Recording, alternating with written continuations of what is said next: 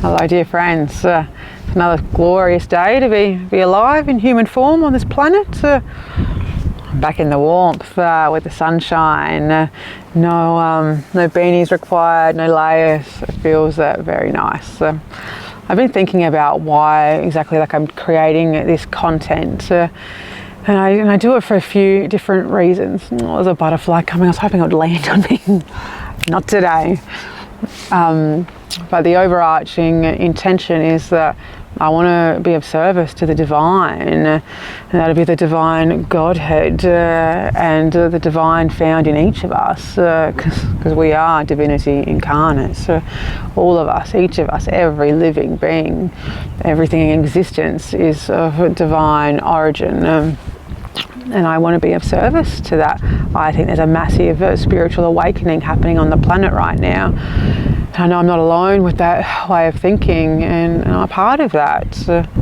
I think in recent years it's really increased, and what I see is more and more spiritual concepts in mainstream entertainment, like in TVs and movies, talking about manifestation and psychic ability and visions, and that stuff excites me. That's not fringes when it's in mainstream shows and TVs. It's only a little bit, and sometimes they're poking fun at it, but it's sneaking on in like that. That excites me. So I'm glad to see that, because what I feel like with this content, with this channel, with my book that I've written, I'm coming out of the spiritual closet. I've had all these spiritual gifts that I've referred to somewhat in these videos for many decades now, my whole life, but I've been unwilling to talk about them. So I just keep putting a little toe out, and I'm getting out of that closet. I don't. It's lonely in there.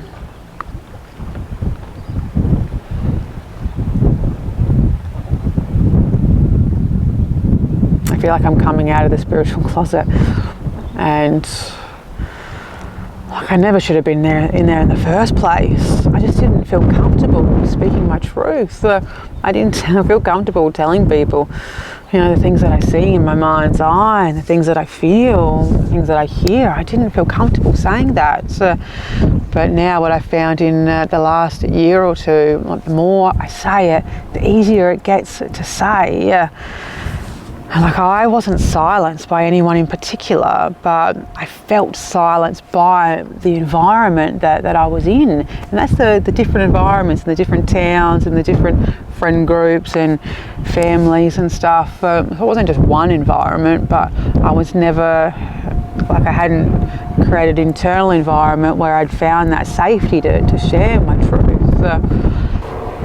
In my book, I go into great detail about my healing journey, and so I don't talk about it in some vague reference. I talk about specifics of what events I struggled with, and different things that I had to overcome, and in doing that, and so it was a 2-year process to write the book, my life review. And it really made me take that light, a lot of awareness to all my old stories. And once I started being able to look at them, then I could talk about them within, just in my own universe. I could do that to start with, to acknowledge its very existence. And then once I could do that, I could then speak to somebody else about it. And once I spoke to one person, if I could just get it past the gatekeeper of my own mouth, if I could do that, then I could speak to another person. And I felt just a little bit more comfortable that second time. If I say it to a third person, just a little bit more comfortable. And so in that process, I realized I was the one that was silencing myself. There were reasons, valid or not, I'm not sure, but there were reasons why I felt unsafe to share my spiritual truths for so long. But now that I started saying them, I realized no one can stop me saying them but me. My truth is my truth, whether you accept it or not. It's taken me a long time to recognize that. I'm glad I realised it. I see, and from my own journeying within, because I understand myself so much better now, and my internal world, and what influences the way that I show up on any given day. I see other people so much more clearly as well. And so I see the ones that silence their truths, or even more than that. Like there's one thing about silencing it and like refusing to acknowledging it, or sort of refusing to talk about it, acknowledge it. And it's another thing to sort of not even know it's there. That's the crazy thing, I reckon. Like when you've suppressed things so much, you've done such a great job of pretending that things didn't happen, that like you forget that it really did. Like you push it down so deep, it's like it didn't happen. That shit's fucking bizarre. When I had all these old stories, like I shouldn't talk about it like it's past tense, it's still happening.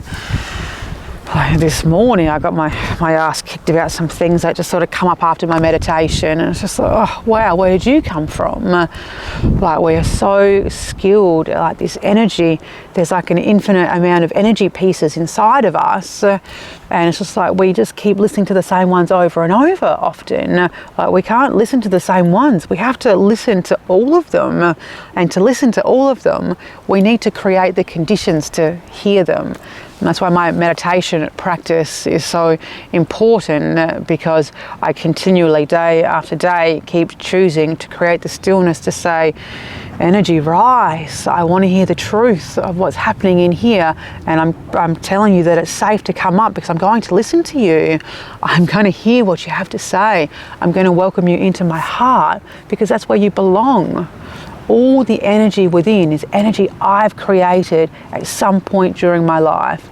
Yes, other people may have had influence in that, but I'm the one that created it. So when some of this energy comes up, the way that I look at it, it's like I have to reassure it so it doesn't try to hide again and suppress itself deep in my unconscious. And so I reassure it, like I created you, like I am your mother, I am your father.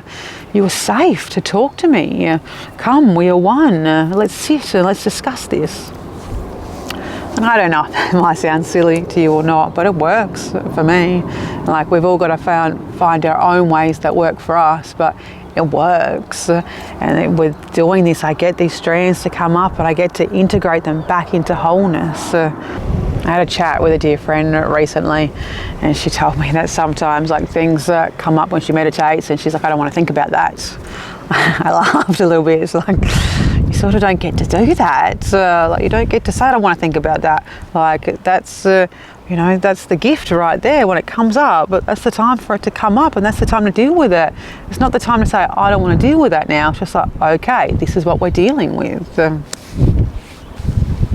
The way I'm looking at it is like I've got to welcome it all in and bring it back to my heart, back to my center, and back to one. Like one of my favorite spiritual teachers is the American guru Ram Dass, and he was known for saying like we're all just walking each other home. And I love that. We're all just walking each other home. And I think it starts with our own fragmented selves. We've got to walk them home to our heart. The more we can do it within, the better we become at doing it without. At least that's my experience. I don't want to silence my voice anymore. And so that means I can't be silencing the fragmented selves. When a thought comes up, I can't push it away and say, no, I don't want to listen to you, because that's silencing myself. We have to be willing to listen to every part of ourselves to bring it back into wholeness and unity. We do it within, then we do it without. All right, hopefully you got something out of this video. Thanks very much for watching. Have a great day.